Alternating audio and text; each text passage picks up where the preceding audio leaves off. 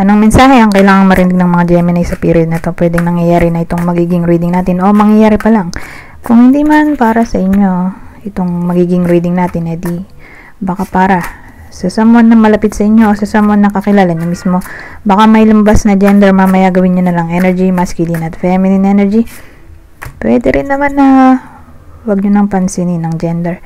Hindi ko masasabi kung anong magiging reading, kung positive ba o negative. Depende sa kung anong mapipick up kong energy. Walang masama kung papanorin ang sun, moon at rising sign kasi baka alin man sa mga yun ay mag-resonate na sa sitwasyon nyo. May second spread pa tayo. Basahin muna natin itong first spread. Abandoned, left out, walked away, cold. Healing, releasing, purifying, cleansing, creation, heart song, telepathy, inner knowing. So, dito na tayo sa pangalawang spread. Memories, reminiscing, dwelling, bittersweet. Hopeless, sinking, despair, falling apart. Ecstasy, chasing thrills, excitement, good time. Ano nangyari dito?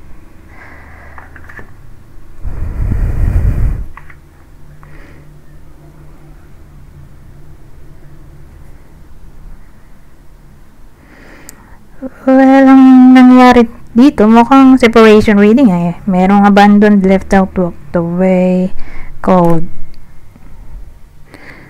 So, bakit umalis? May someone na umalis kasi separation reading na to. Ayun, naghanap ng thrill, chasing thrills. Naghanap ng mga excitement, good time. So, sa madaling salita, naging somewhat immature yung umalis. Or ng ghost, or nakipag-break.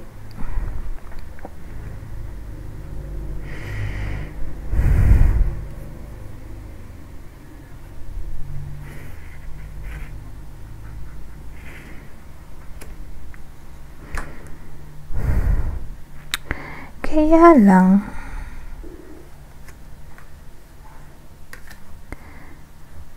may someone din na nag-dwell on the past. Nakakaalala pa ng nakaraan.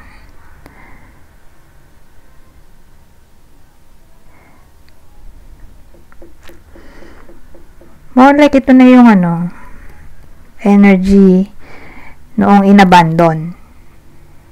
Okay? Yung iniwan, ito yung energy niya.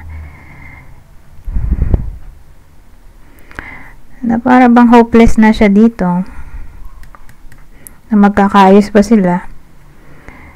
Ngayon, nililid yung iniwan ng intuition niya sa healing. Na para bang yung intuition niya, nililid siya na mag-move on na lang ba? Ganun ang dating. Sinasabi ng intuition niya, mag-move on na siya, pero for some reason, nahihirapan siya dito. So, ang dating may awareness yung iniwan.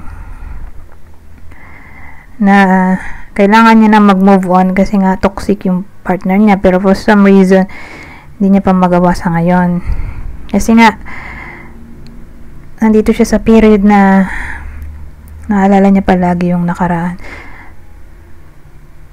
Ano kayang nangyari dito sa ecstasy? Chasing thrills, excitement, good time. Kasi pwede itong immaturity in a way na babaero, lalakero, or gusto niya lang ay good times, ito, fun times. Yung feeling na irresponsible, gusto ng freedom. So, ano kaya to? I-clear natin tong part na to. Para malaman natin din kung ano bang nangyari, no? Kung iniwan ba yung bida dahil sa third party or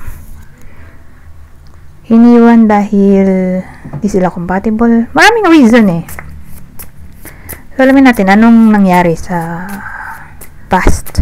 Whether nangyari na to o mangyayari pa lang. Pero ito yung reason bakit sila magbe-break o nag-break.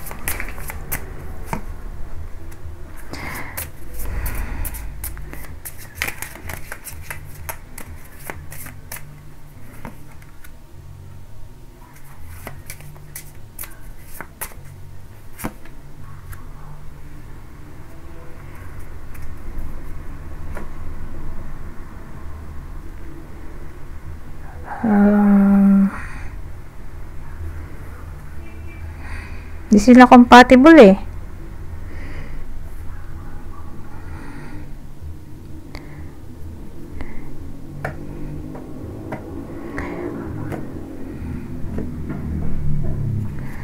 Wala naman ako nakitang third party, although may chance dito, pero more like hindi sila compatible emotionally. May iba kasi mentally eh. Ito emotionally.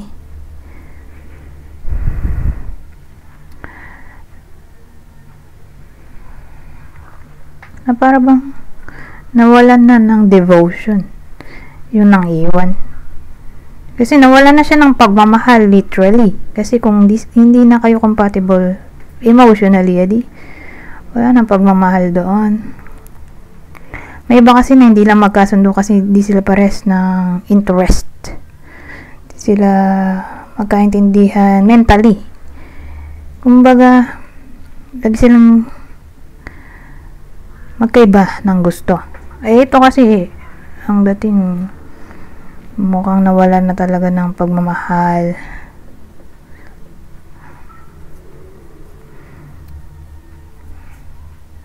Sa connection na to, na may someone na parang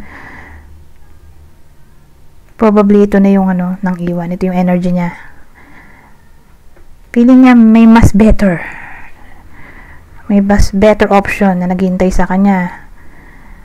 Na parang initsipera niya itong bida natin. Na feeling niya madali lang mapapalitan yung bida natin. Ganun. So, walang halaga. Walang halaga yung bida natin sa kanya. Kung ganun din yung way of thinking, di ba?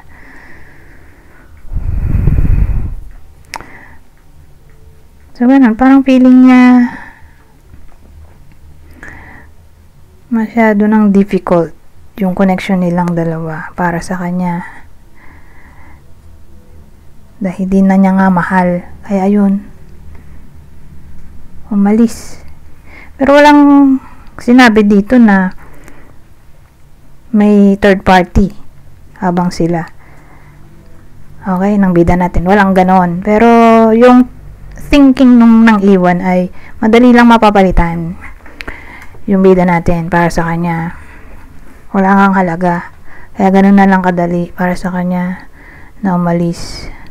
Hindi na nag-look back.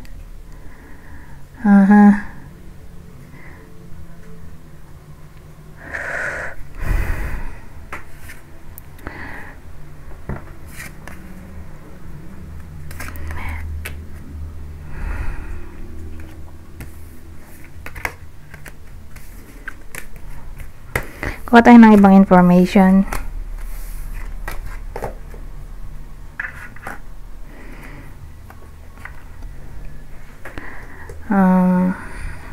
Anong mensahe ng partner?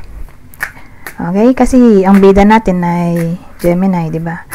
So ito yung ex-partner. Mensahe mula sa ex-partner, whether sa past tong makuha nating energy or message, past, present, or future, basta ito yung mensahe mula sa ex-partner.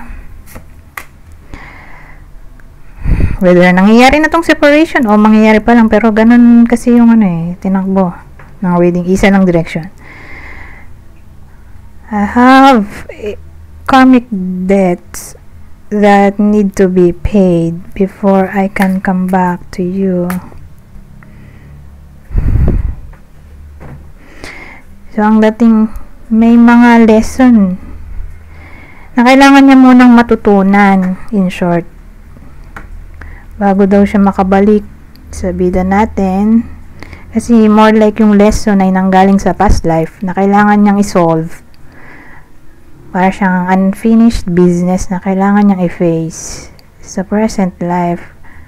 So again, nanggaling yon sa past life. Kaya kailangan niyang tapusin dito sa present life para hindi na ma-encounter sa future life.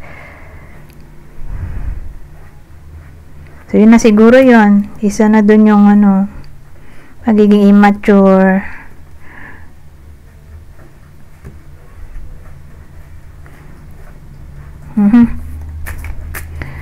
so again, may mga lessons siya na kailangang matutunan bago daw siya makabalik sa bida natin. Kaya may debts doon, utang, karmic na utang o karma na utang mula sa past life.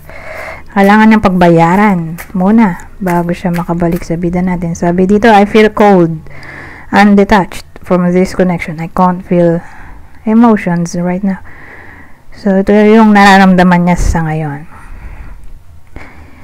Nanlalamig daw siya at detached sa connection na to. So ang dating, wala siyang attachment, nawala yung closeness. Kaya sabi dito, I can't feel emotions right now. Wala daw siyang ma-feel na emotion sa ngayon kasi nga feeling cold siya at detached.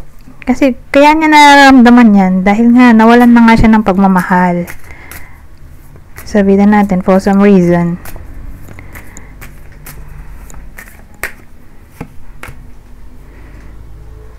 Ngayon, sabi dito, my mask keeps me safe. I need to fake my feelings. So, nagwe-wear pala siya ng mask. So, in short, nagpapanggap siya. Bine-wear niya raw yung mask niya kasi feeling niya safe siya kapag may mask siya. So, ibig sabihin, hindi siya nagpapakatotoo. Hindi lang sa bida natin, kundi sa lahat ng tao. Kasi feeling niya safe siya kapag nagwe-wear siya ng mask. Kaya kailangan niya raw i-fake ang kanyang nararamdaman. Kasi nga, takot siya maging emotional o i-express ang sarili niya. Kasi siguro, feeling niya, vulnerable siya. Or takot siya na ma-take advantage. Kaya ayun, yun na rin siguro ang naging ugat kung bakit siya nagwa-wear ng mask dito. But anyways,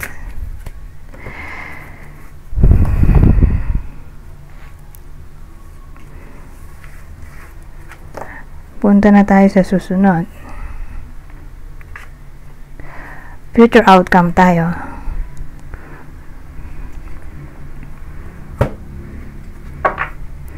Anong future outcome ng ganitong klaseng sitwasyon?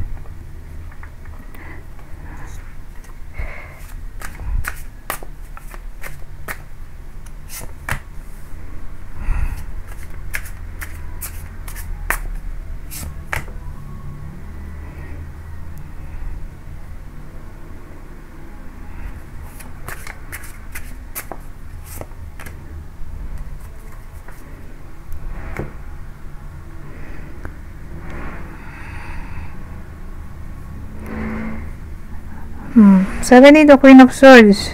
Oh, 2 of Pentacles. 9 of Pentacles.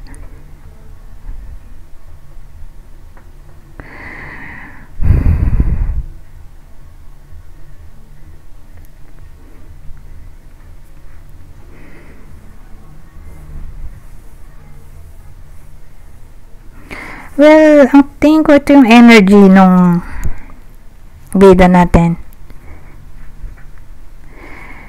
Kasi ang gagawin niya dito, ayusin niya yung buhay niya. Tatanggalin niya lahat ng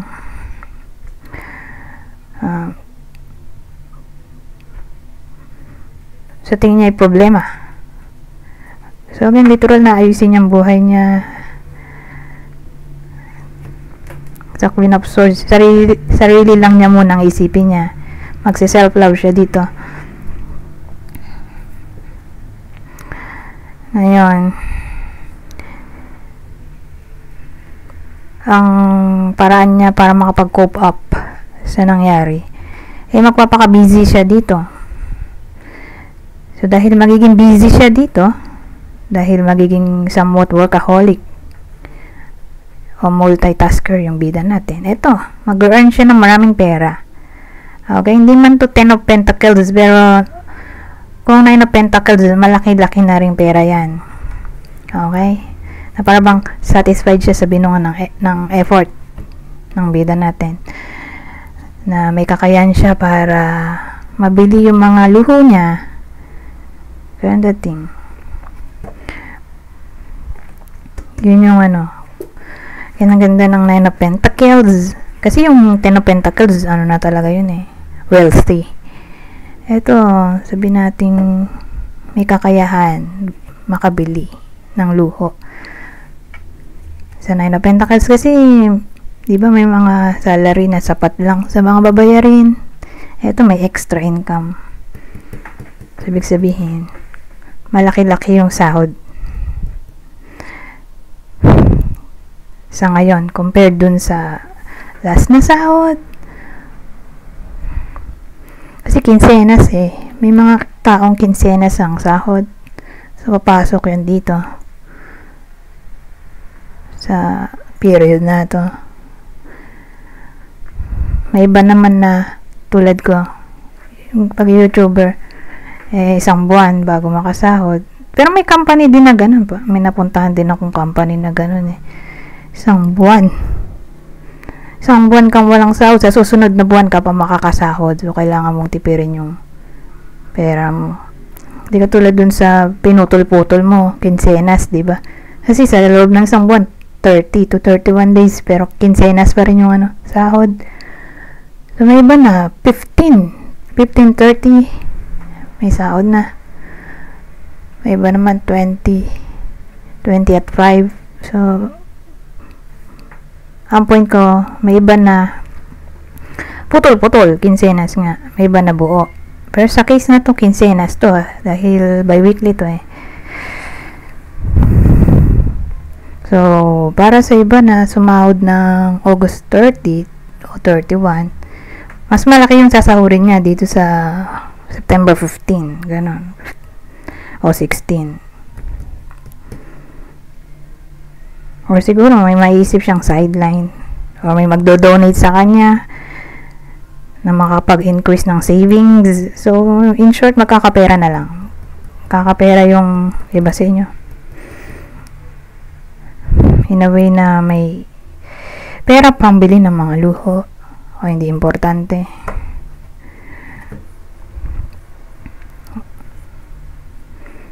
Okay? Pero wala pa tayong nakitang reconciliation sa ngayon. Sad to say. Pero ang maganda, nagkapera naman yung bida natin, di ba?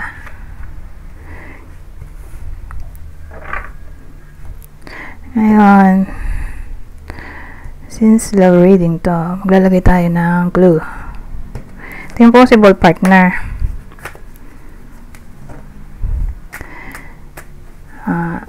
Ng bida natin sa reading na to. Pero again, ulitin ko, sa ngayon lang, wala pang reconciliation.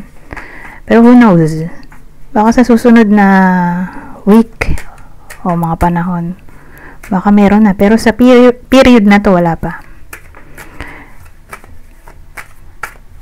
Proceed na tayo dito. Ito yung possible partner o ex-partner ng bida natin sa reading na to. Scorpio, Pisces, Leo. So, ulitin ko, ang bida natin ay Taurus. Gemini pala. Bida natin ay Gemini. Kung hindi man para sa inyo itong reading, di baka para sa someone na malapit sa inyo, kakilala o idol. Ito ang possible zodiac sa inyo. Pisces, Sagittarius, Virgo.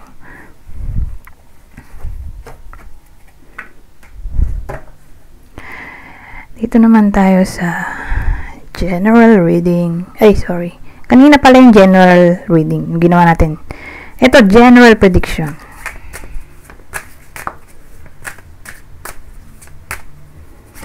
General prediction, gold digger. They want your money being used. Liar.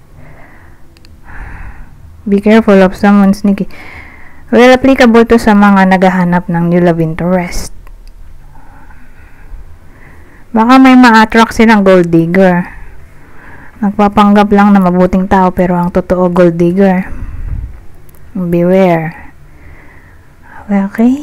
Para to sa mga single, whether kayo to or someone na malapit sa inyo, ay baka maka-attract ng sinungaling na tao. Nagpapanggap na mabuti Pero ang totoo, may hidden agenda, at ang hidden agenda ay maging gold digger or user. So beware sa mga single. Okay?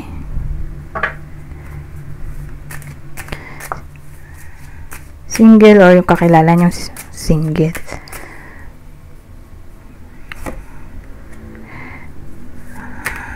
Give it time. Everything in divine timing. Let things flow. Pets.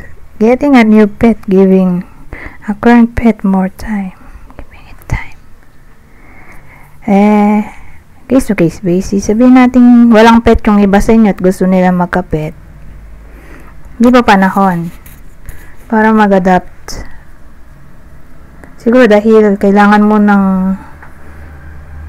i-ready ang sarili, lalo na yung financial, kasi hindi naman biro mag-alaga ng hayop dahil kailangan suportahan habang buhay, habang nabubuhay yung hayop.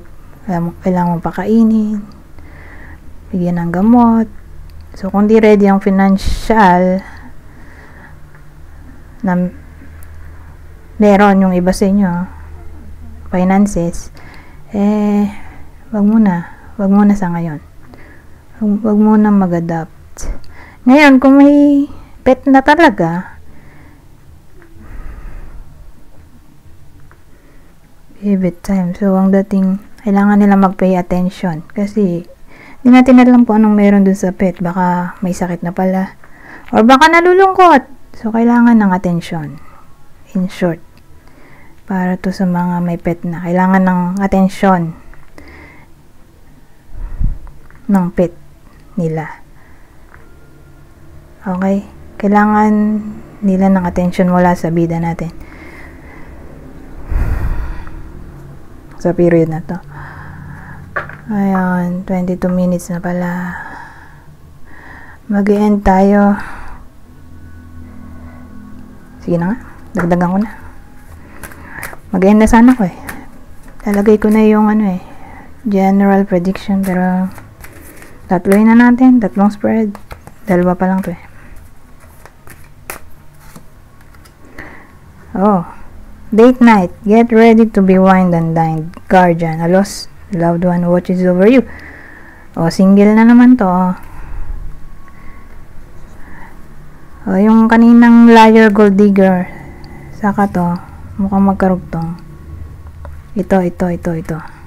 Itong dalawa magkarugtong. Ang dating may ma-attract nga yung iba sa inyo na single, na para bang baka maging sila na or magde-date pa lang, lalabas para mag-date, na para bang may guardian angel sila na magbibigay ng signs sa iba sa inyo or sa single na malapit sa inyo. At ang sign ay all about red flags na kailangan pay attention. Na para bang sinasabi nung lost loved one ng iba sa inyo na yung na-attract nilang tao ay liar or gold digger. Whether nangyayari na to o mangyayari pa lang, pero dito specifically sa period na to, whether dumating na to or darating pa lang, pero maganda siguro kung lagyan natin ng clue. So pay attention kung ganito ang zodiac sign nung nandiligaw or mandiligaw pa lang, kasi pwedeng dumating na to or darating pa lang. Eto, pay attention kasi more like liar siya, yung taong ma-attract ng iba sa inyo, liar or gold digger or both. So pay attention kung Leo ang zodiac sign, kapwa Taurus, Gemini nga pala to, Leo, Taurus, o Libra. So kung ito yung dumating o darating pa lang, sabihin natin new love interest, be wary. Kasi nga andito na yung loved one o lost loved one or guardian angel na nagsasabi na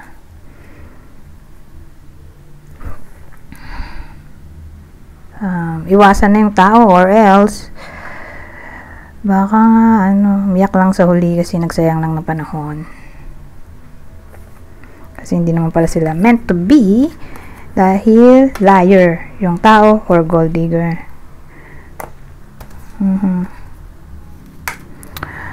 Ngayon,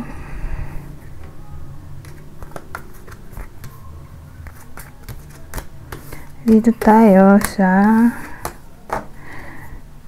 general prediction. Prediction. Ano ba to? Advice. Nagugutom na kasi ako eh. Kaya, pa-end na talaga ako. Hindi na ako mapapocus. So, since ito na yung last part, babasahin ko na lang. Okay? Para mabilis. Dali naman to intindihin dahil basic English lang.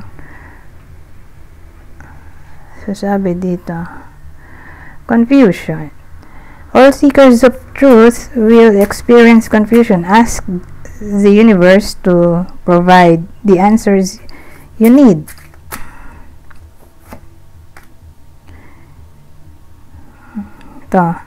Indication. Watch for signs that lead you to true love. At ang huli, openness. Be open to receiving divine guidance in relationships. Anyways, hanggang dito na lang. Goodbye for now.